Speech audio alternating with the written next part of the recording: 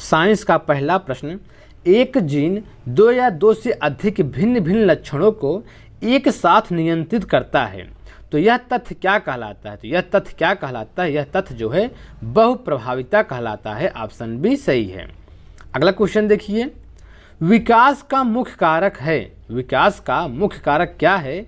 तो option D सही है, प्राकृतिक वर्ण। ऑप्शन डी सही है।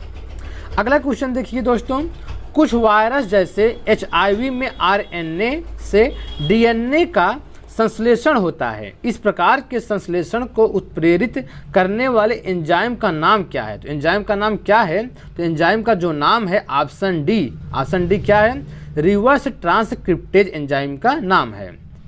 अगला क्वेश्चन देखिए, DNA अणुओं में प्रोटीन्स की संकेत सूचनाएं होती हैं, तो DNA अणुओं में जो प्रोटीन्स की संकेत सूचनाएं होती हैं किसमें होती हैं? एक्सॉन्स में होती हैं। ऑप्शन बी सही है। यह क्वेश्चन कई बार एग्जाम में पूछा गया है। मेंडल ने अपने प्रयोग मटर के पौधे पर ही क्यों किए? तो क्यों किए थे मेंडल जो है मटर के पौधे पर ही प्रयोग? क्योंकि मटर के पौधे में प्राकृतिक रूप से क्या होता है? सेल्फ पॉलिनेशन होता है। ऑप्शन डी सही है। और देखिए जो अगला प्रश्न है, भ्रूण में एरिथ्रोब्लास्टोसिस फिटैलिस रोग किसके कारण हो सकता है? तो किसके कारण हो सकता है? लाल रुधिराणुओं के अभिश्लेषण से हो सकता है। ऑप्शन ए सही है।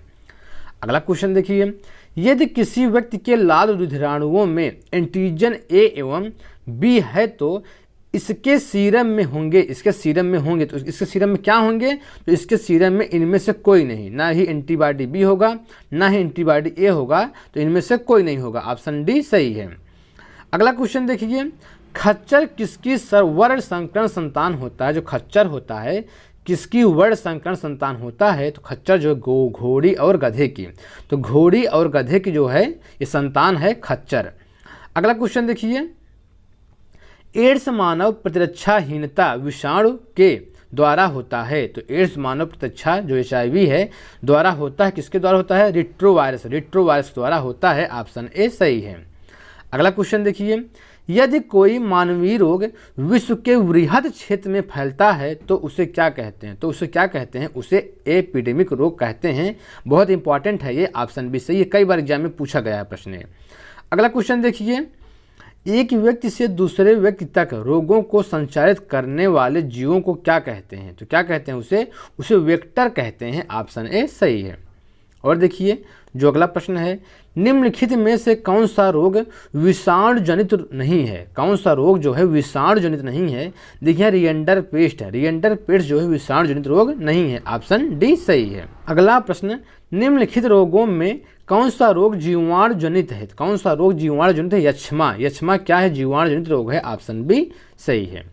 अगला क्वेश्चन देखिए, मियादी ज्वर जिसको कहते हैं टाइफाइड फीवर, मियादी जो ज्वर है किस कारण होता है? तो मियादी जो ज्वर है किस कारण होता है? जीवाणु के कारण होता है। ऑप्शन बी सही है। ये सब क्वेश्चन बहुत इंपॉर्टेंट है, कई बार एग्जाम में पूछे जा चुके हैं सब। श्वेत प्लेग को सामान्यतः किस नाम से जाना जाता है? श्वेत प्लेग को सामान्यतः किस नाम से जाना जाता है? उसे क्षय रोग के नाम से जाना जाता है। ऑप्शन सी सही है। दोस्तों ये सब क्वेश्चन जो है NCERT के हैं।